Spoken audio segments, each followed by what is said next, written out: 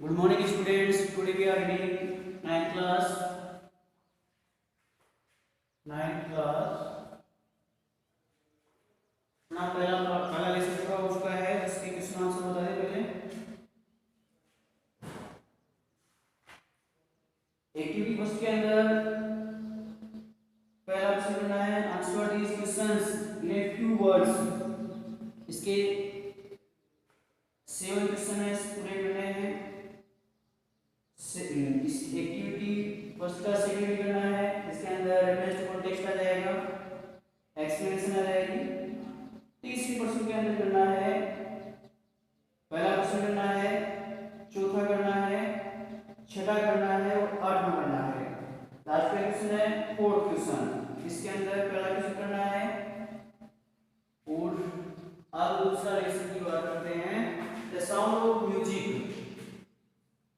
The sound of music, sound of music यानी संगीत की आवाज।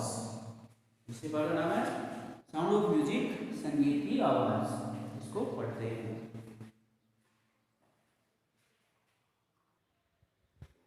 The sound of music, sound यानी आवाज, म्यूजिक यानी संगीत। तो संगीत की आवाज ओ कर जाएगा की।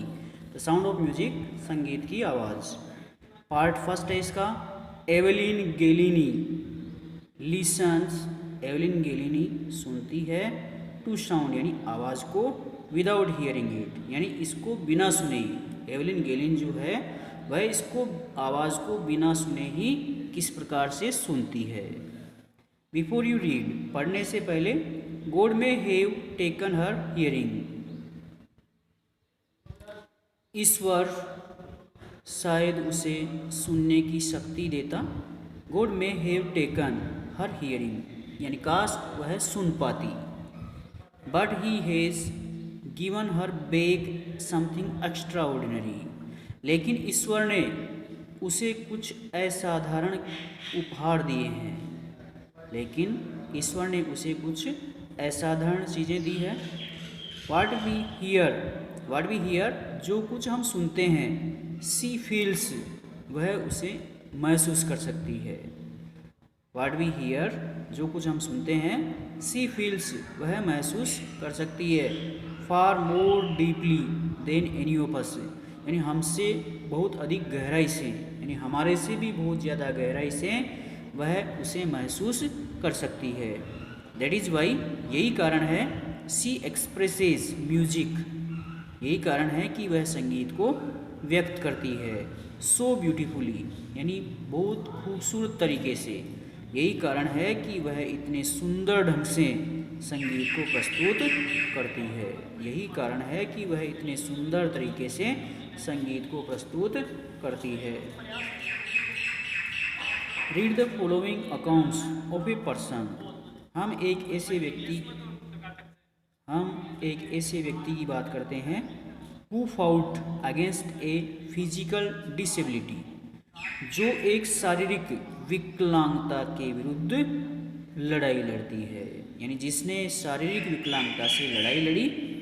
And made her life a success story, और अपने जीवन को एक सफलतम कहानी बनाती है। आगे पढ़ते हैं।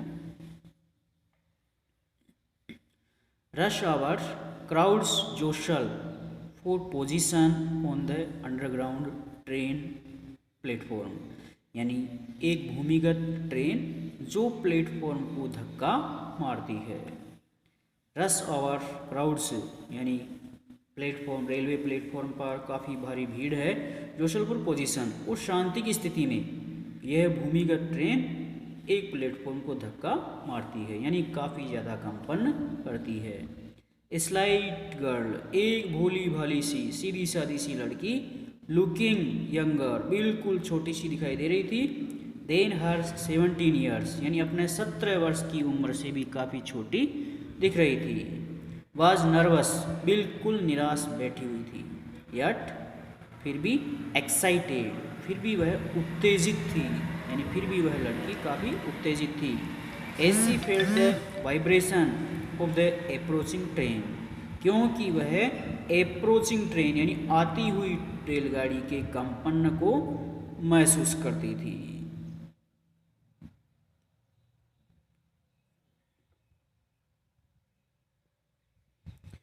क्योंकि उसने आती हुई रेलगाड़ी के कंपन को, वाइब्रेशन कर तो जाएगा कंपन, आती हुई रेलगाड़ी के कंपन को महसूस कर लिया था।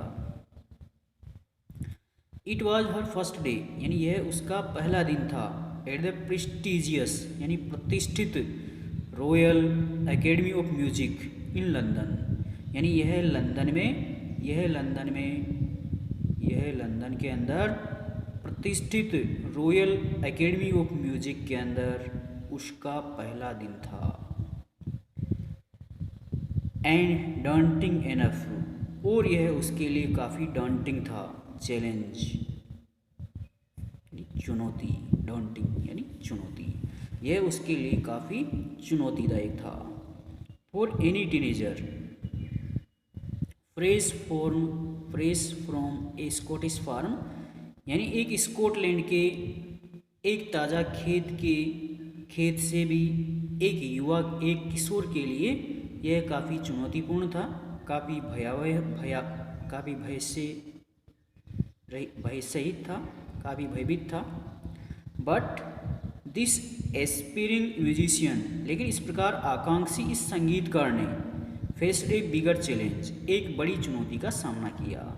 लेकिन इस आकांक्षी संगीतकार ने एक बड़ी चुनौती का सामना किया, देन मोस्ट, एक बड़ी से बड़ी चुनौती का सामना किया।